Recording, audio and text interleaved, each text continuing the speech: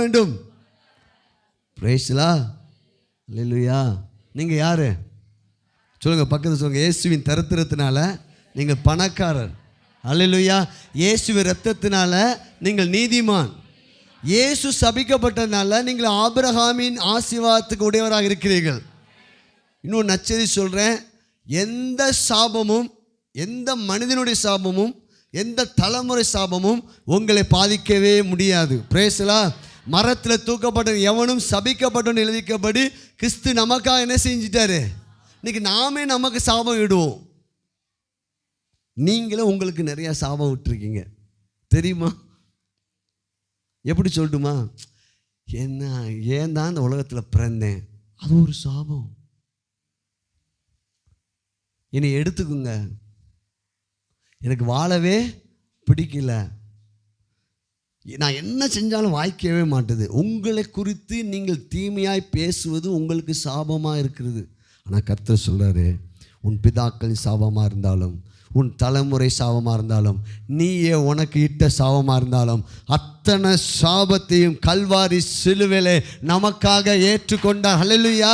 இப்போ அவர் சொல்கிறாரு, நீ ஆசீர்வதிக்கப்பட்டவன், நீ ஆபிரகாமின் ஆசீர்வாதத்துக்குள்ளே நீ வந்துட்ட. ஆபிரகாமின் ஆசீர்வாதம் உன் தலைமேல் எழுதப்பட்டிருக்கிறது. உன் விதி என்ன தெரியுமா? ஆசீர்வாதம். சொல்லுங்க, என்னோட விதி ஆசீர்வாதம், என்னுடைய விதி நன்மை, என்னுடைய விதி, என் விதியை, என் தலையெழுத்தை மாற்ற கல்வாரி சிலுவையில் இயேசு கிறிஸ்து எனக்காக காயப்பட்டார், எனக்காக பாடுகள் அனுபவித்தார். என் சாபத்தை, என் தரித்திரத்தை, என் பாவத்தை, என் வியாதியை அவர் ஏற்றுக்கொண்டனால என்னைக்கு நம்ம இயேசுவை ஏற்றுக்கொண்டோம் அன்னைக்கு நம்ம தலையெழுத்தை மாற்றிட்டார். பிரைஸ்லா. உங்கள் தலையெழுத்தை இன்னும் யாரும் சொல்ல வேண்டாம், எந்த சோசிக்காரனும் சொல்ல வேண்டாம். சோசிக்காரனுக்கு அவனுக்கு நீங்கள் தலையெழுத்தை சொல்லலாம். கிளி சோசிக்கான்ட்ட போய் நீங்கள் அவன் தலையெழுத்து சொல்ல, இயேசுவை ஏற்றுக்கொள்ளுப்பா, நீங்கள் இருக்க மாட்ட, நீ அநேகருக்கு ஆசீர்வாதமாக மாறிடுவ. பிரைஸ்லா. ஒரு எனக்கு தெரிஞ்சு சின்ன வயசில் இருக்கும்போது கழுதை சோசியர் ஒருத்தர் இருந்தார். நான்லாம் எவ்வளோ பாடுபட்டு வந்திருக்கேன்னு தெரியுமா? சோசியமும் அதுவும் இதுவெல்லாம் நல்ல வேலை கர்த்தர் ரட்சித்தார். அல்லேலூயா.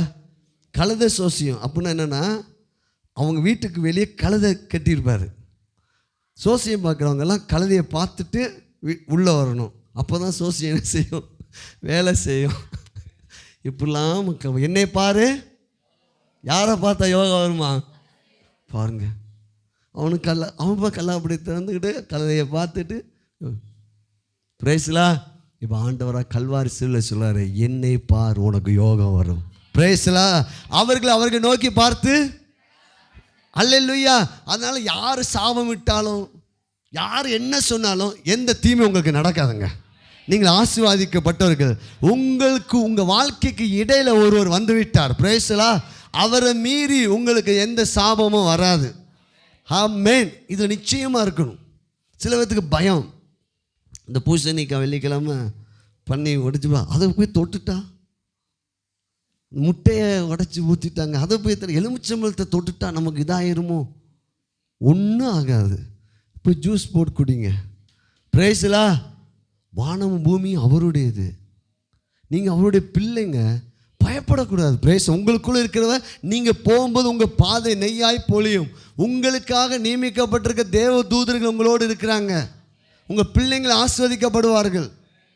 இப்படி தான் சிந்தனையை மாற்றிக்கணும். நீங்கள் கொஞ்சம் இடம் கொடுத்துட்டீங்கன்னா, திருடன் திருடவும் கொல்லவும் அழிக்கவும் நல்லா பிசாசு பொய். இது அவனுக்கு என்ன தெரியும்? முதல்ல பொய் தான் சொல்லுவான். முதல்ல என்ன செய்வான்? பொய். பொய்யனும் பொய்க்கு நீ